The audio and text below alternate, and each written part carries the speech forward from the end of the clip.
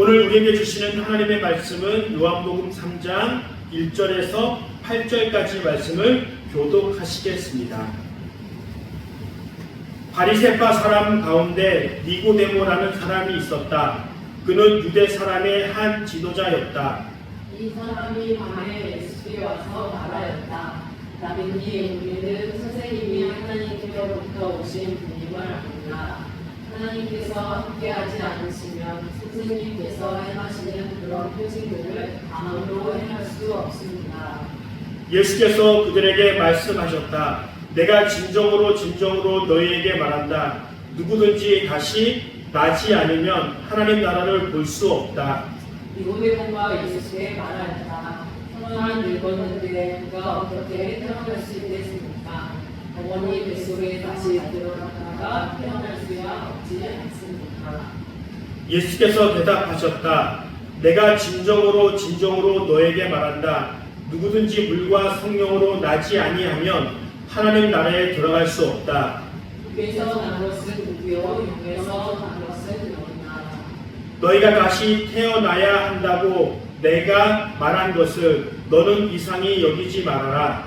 바람은 불고 싶은 대로 분다. 너는 그 소리는 듣지만 어디에서 와서 어디로 가는지는 모른다. 성령으로 태어난 사람은 다 이와 같다. 네. 니고데모를 향한 예수님의 마음이란 제목으로 말씀을 전할 때 큰 은혜가 있길 간절히 소망합니다. 보통 청소년들이나 사람들에게 너의 꿈은 무엇입니까? 꿈을 가지고 살아야 된다. 목표를 가지고 살아야 된다라고 이야기를 합니다. 왜 이렇게 말하냐면 사람들은 자기가 꿈꾸는 대로 목적을 어디에 두고 살아가느냐에 따라서 그의 인생이 달라지기 때문에 그렇습니다. 그래서 좋은 꿈, 좋은 목표를 갖는 것은 매우 중요합니다.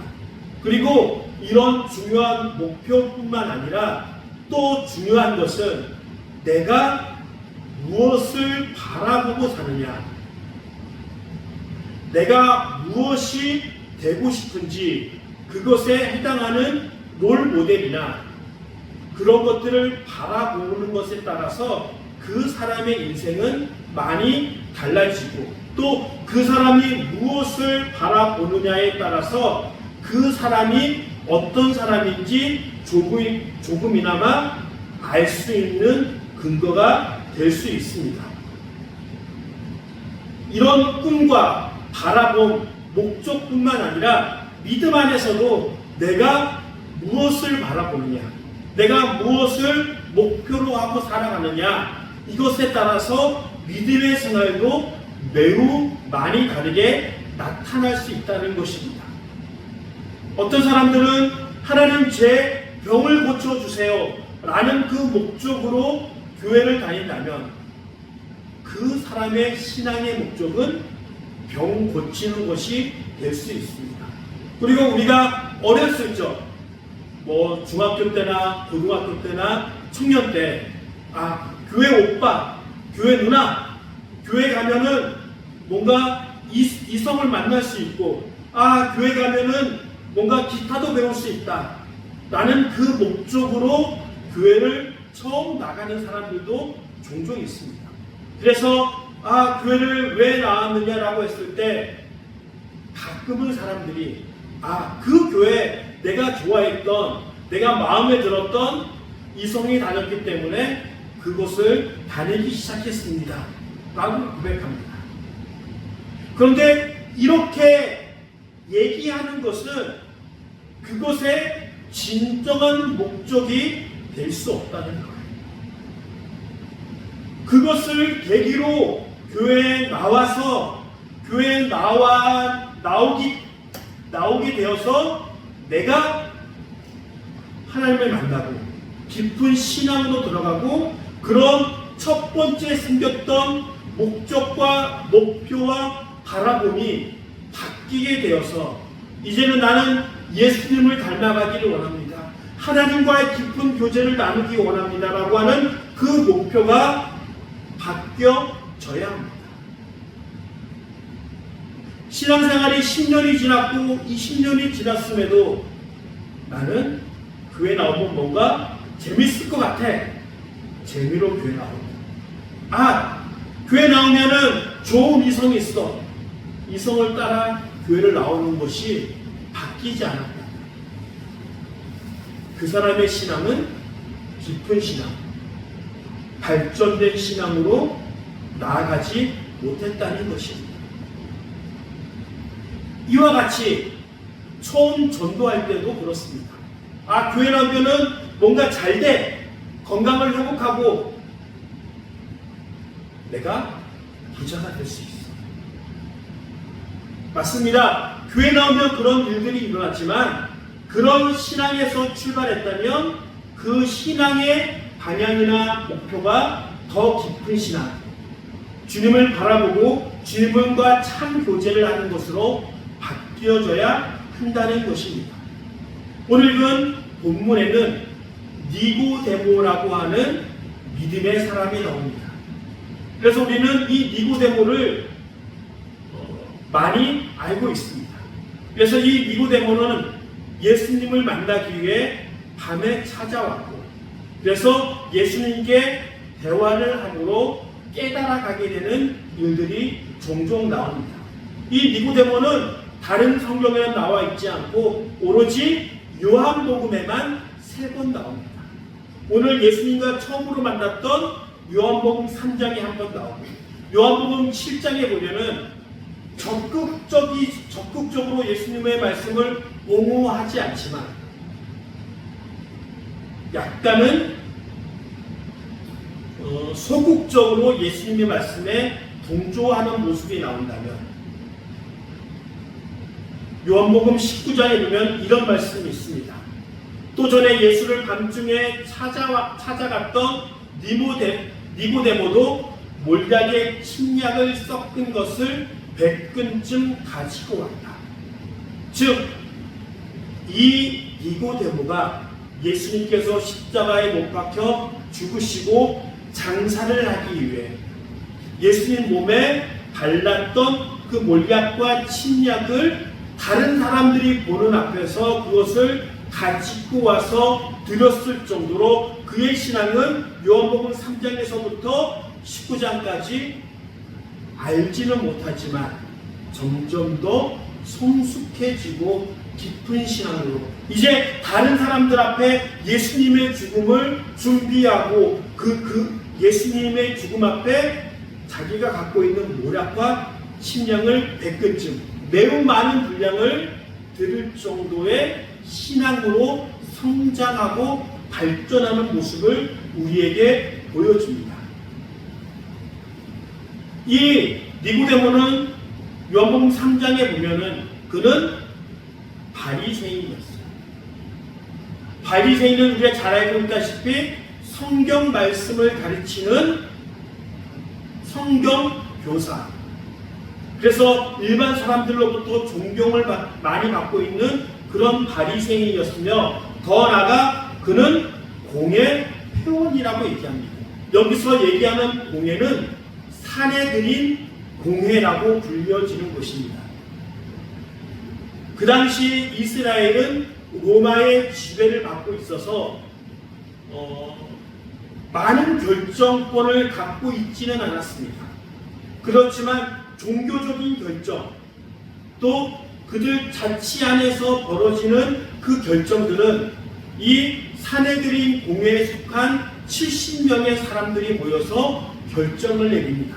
우리가 잘 알고 있는 예수님을 십자가에 못 박기 위하여 처음 대제사장 집에 모였던 그 모임이 바로 사내들인 공회라고 추정이 되어집니다.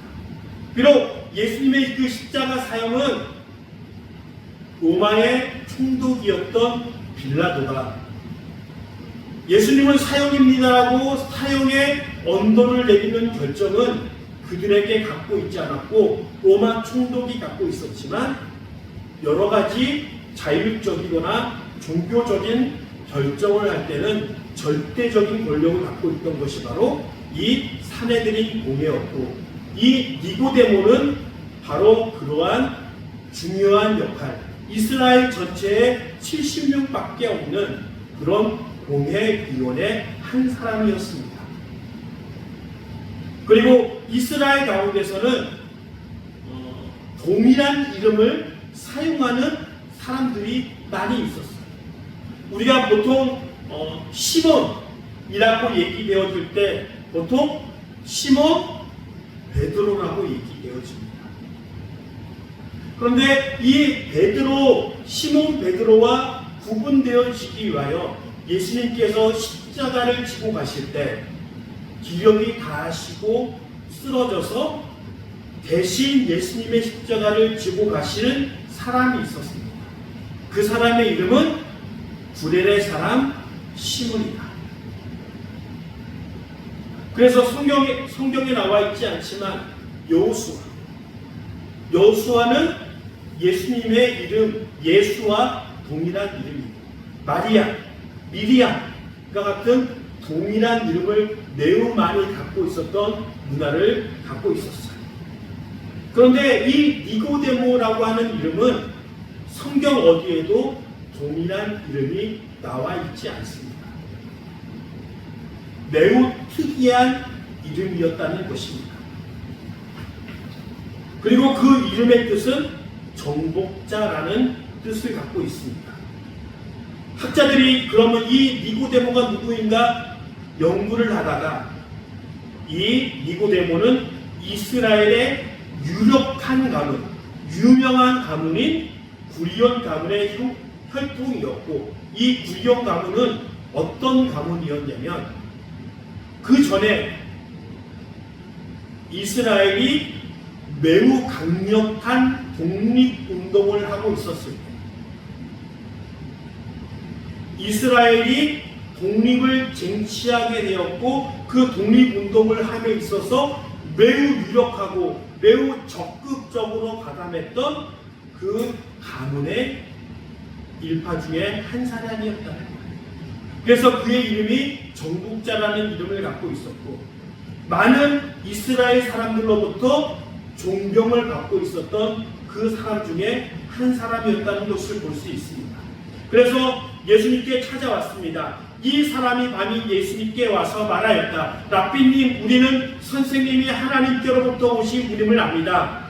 하나님께서 함께하지 않으시면 선생님께서 행하시는 그런 표징들을 아무도 행할 수 없습니다 라고 얘기합니다. 지금 이렇게 니고데모가 예수님을 찾아왔고 예수님의 기적을 어느 정도 인정했다고 하는, 그렇게 얘기할 수 있는 근거는 이 니고데모가 예수님께서 행하신 기적, 표적을 받고 그것을 인정했기 때문에 그렇게 찾아올 수 있었다라고 얘기합니다.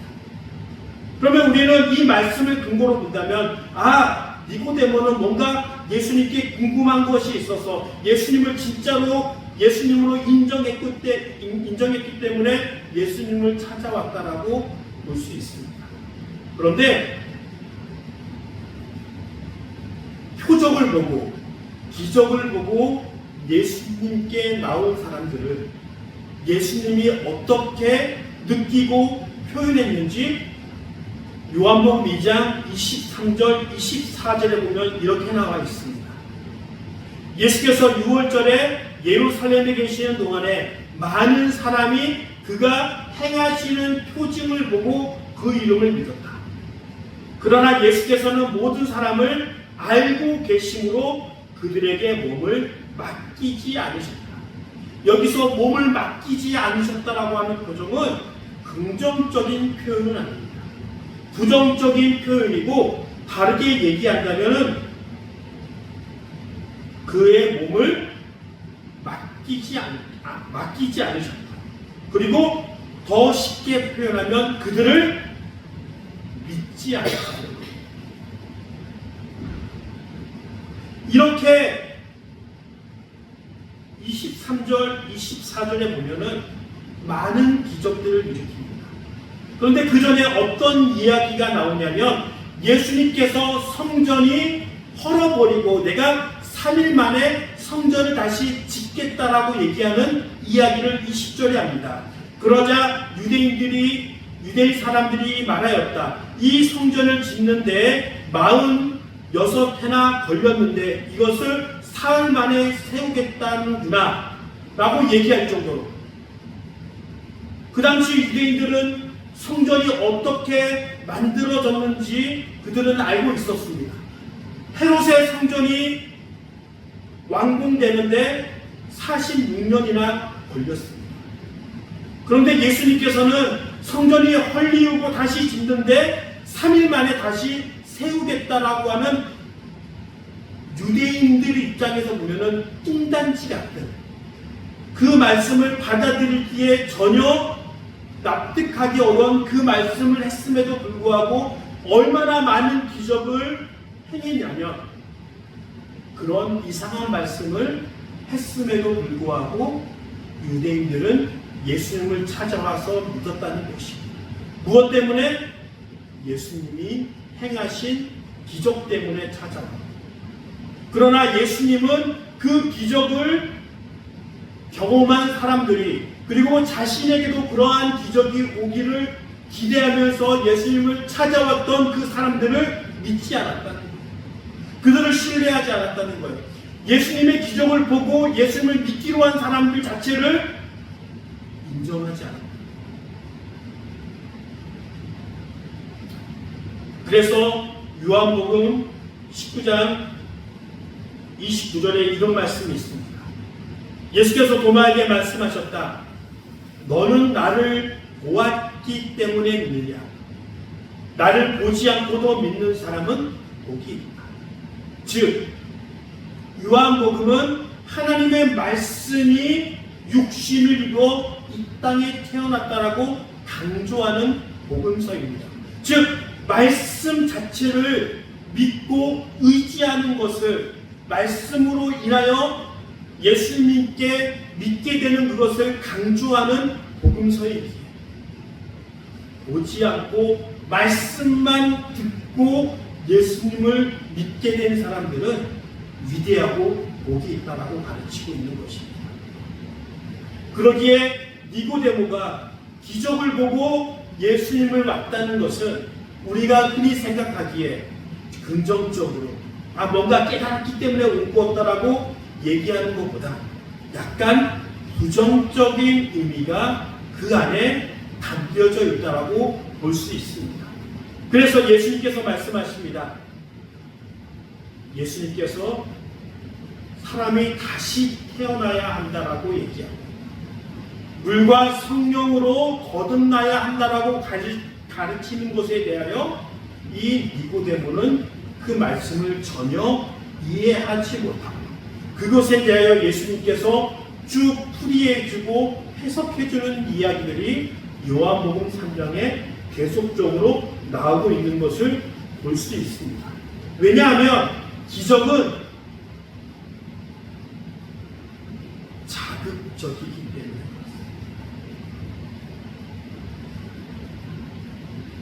기적은 자극이 나에게 자극이 오지 않는 기적은 기적이에요.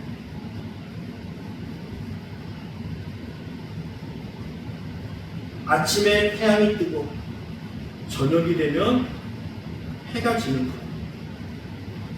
우리는 그것을 일상이라고 부릅니다. 그렇지만 태양이 뜨지 않는 상황에서 태양이 뜨게 되는 것은 기적입니다. 또 병 고치는 것을 매일같이 경험하고 본 사람은 병 고치는 것이 더 이상 기적이 될 수 없습니다. 이스라엘 사람들이 불평했던 것은 출애굽을 하며 광야에서 생활함에 있어서 불평했던 것은 매일 아침 일어나서 하나님이 주신 만나와 음식을 먹습니다. 맨 처음에 그것을 먹었을 때는 자극이 됩니다. 그래서 그것이 기적이었기 때문에 하나님께 감사하며 하나님의 살아계심을 믿고 경배합니다. 그러나 그 만나가 매일같이 내립니다. 매일같이 그 양식을 먹습니다. 그랬을 때 그 사람들은 불평합니다. 그 전에 먹었던 고기는 어디 갔느냐? 야채는 어디 갔느냐? 부추는 어디 갔느냐? 마늘은 어디 갔느냐? 불평하기 시작합니다. 지금 내가 기적 때문에 그것을 보고 왔다. 동일한 기적은 더 이상 나에게 유효하지 않습니다. 거센 기적, 더 놀라운 기적만이 우리를 감동시킬 겁니다. 그러기에 기적은 하나님께 나오게 되는 도구에 불과합니다. 과거에 우리 젊었을 때, 어렸을 때, 교회 가면은 너무 잘생긴 오빠가 있다, 누나가 있다. 그것이 목적이 아니라 교회를 나오는 동기가 되고 더 깊은 믿음으로 나아가는 거죠. 기적만 바라고 나와서는 안 된다는 거예요. 바로 그렇게 얘기했을 때 예수님께서 말씀하십니다. 사람이 거듭나야 한다라고 이야기하면서 그렇게 얘기합니다. 사람은 물과 성령으로 거듭날 수 있다. 여기 물과 성령으로 거듭난다는 것은 에스겔서 36장 25절에서 27절 말씀을 예수님께서 기억하시고 니고데에게 말씀하신 것입니다. 에스겔서 36장에 보면 그리고 내가 너희에게 맑은 물을 뿌려서 너희를 정결하게 하며 너희의 온갖 더러움과 너희가 우상들을 섬긴 모든 더러움을 깨끗하게 씻어주며 너희에게 새로운 마음을 주고 너희 속에 새로운 영을 넣어주며 너희 몸에서 돌같이 굳은 마음을 없애고 살갗처럼 부드러운 마음을 주며 너희 속에 내 영을 두어 너희가 나의 모든 율법대로 행동하게 하겠다. 그러면 너희가 내 모든 규례를 지키고 실천할 것이다. 이스라엘 사람들에게는 물이라는 것이 매우 중요하였습니다. 먹는 물도 매우 없어서 중요하지만 특별히 그들에게는 이 물이라는 것은 자기 자신을 정결하게 해주는 중요한 요소 중에 하나였어요. 그래서 우리가 잘 알고 있는 침례 요한도 느건강에서 물에 들어갔다 나옴으로 죄를 씻기는 그런 행위를 합니다. 이런 것들을 보통 얘기할 때 정결의식이라고 합니다. 이 정결의식은 율법에 의하면 매우 많이 기록되어 있습니다. 여성이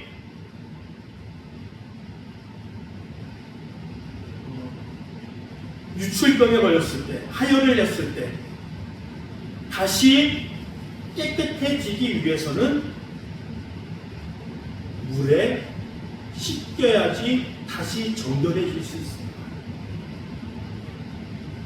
물이라는 것은 정결의식으로서 물에 들어갔다 나옴으로 자기 자신이 깨끗해졌다라고 그런 법칙들이, 율례들이 있었습니다. 예루살렘 성전 앞에 보면 올라가는 계단이 있습니다. 동쪽에도 서쪽에도 북쪽에도 계단이, 문들이 있는데 남쪽에는 계단들이 있어서 성전에 올라갈 수 있는 계단들이 있습니다. 그런데 그 계단 아래에 보면 수백 개의 웅덩이들이 있습니다. 이런 웅덩이가 수백 개가 발굴이 됐습니다.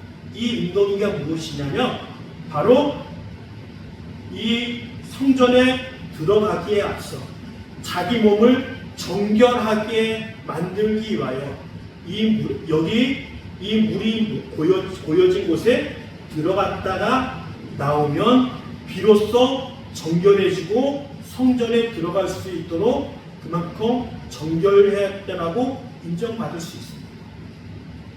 그리고 사해 근처에 유다 광야에 보통 쿰란 공동체, 야합 공동체라고 불려지는 곳에서 그들이 소수가 모여서 공동체 생활을 함으로 자기 자신의 믿음의 순수성을 지키려고 했던 그 쿰란 공동체, 야합 공동체에서도 이렇게 자기 몸을 정결하게 만드는 물을 모아두는 곳에 물을 그렇게 들어감으로 정결하게 만드는 것들이 항상 있었습니다. 그래서 이 물이라는 것은 바로 이스라엘의 많은 율례와 율법 가운데 사람을 정결하게 해줍니다. 사람의 죄를 씻기는 것으로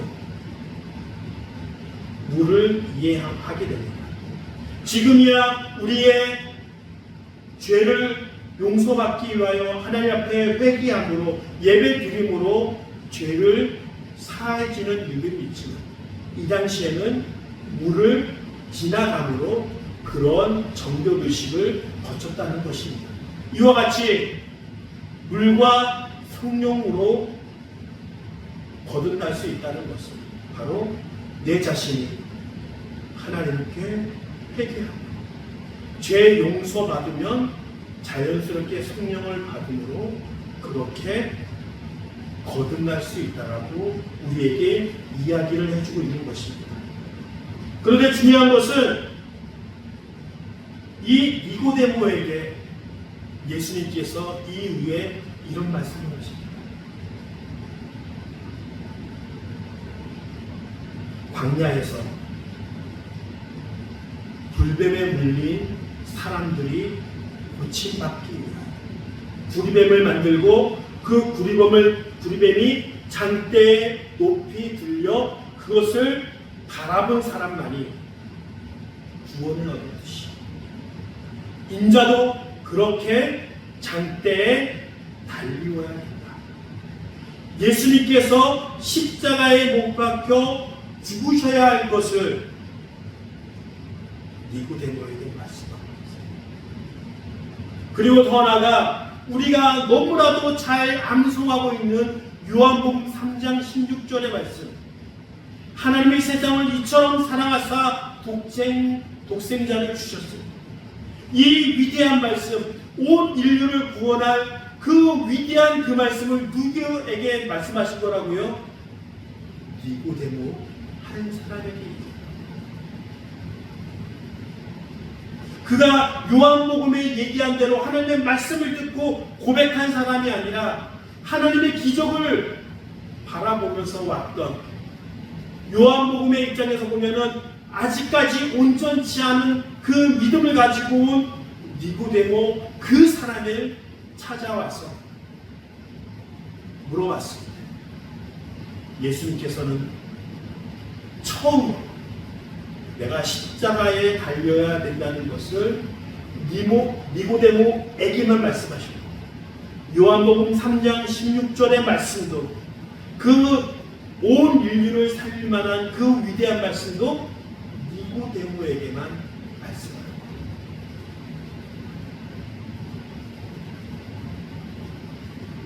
예수님을 만나기 위해 온 사람, 비록 그의 믿음이 온전치 않고 그의 믿음이 부족하더라, 하나님께서는 그를 소중히 여기시고 십자가에 대해서 말씀하시고 복음의 진리에 대해서 말씀하시고, 예수님은 이와 같이 자기를 찾아오는 한 사람 한 사람을 그냥 허투루 보내지 않으시고 진심으로 대하시고 최선을 다해서 배우하신 것을 우리는 볼 수 있습니다. 자기가 십자가에 못 박혀 고통 가운데 죽어가는 그 상황에서 저들을 용서해라. 저들은 자기의 죄를 알지 못한다라고 하나님 앞에 용서를 구하며 그들은 영혼을 위해 기도했던 예수님의 마음. 우리가 그 예수님을 지금 만나게 됩니다. 내가 지금 부족하고 내가 연약하고 기적을 바라면서 부족한 신앙으로 치고 왔을지 지금 예수님께서 니고데모에게 말씀하신 것처럼 생명의 말씀, 진리의 말씀, 구원의 말씀을 들려주신 거죠. 나가 지금 부족할지라도 하나님의 음성을 듣고 구원으로 가며 우리의 믿음이 더 깊은 신앙으로 나갈 때 그렇게 만들기 위해 예수님은 우리에게 최선을 다하신다는 것을 기억하게 합니다. 하나님, 저 지금 연약합니다. 저 부족합니다. 그렇지만 니고데모가 밤에 찾아왔고 소극적으로 예수님에 동의했지만 마침내 예수님의 죽음을 준비하며 많은 사람들 앞에 자기 자신이 예수님을 믿는 것을 드러내며 예수님의 장사를 준비한 그 믿음처럼 그렇게 성장해 나간 것처럼 우리도 진실한 믿음 예수님 앞에 그렇게 성장되어 나가게 그런 믿음이 되어지길 그렇게 살아가길 간절히 축원합니다.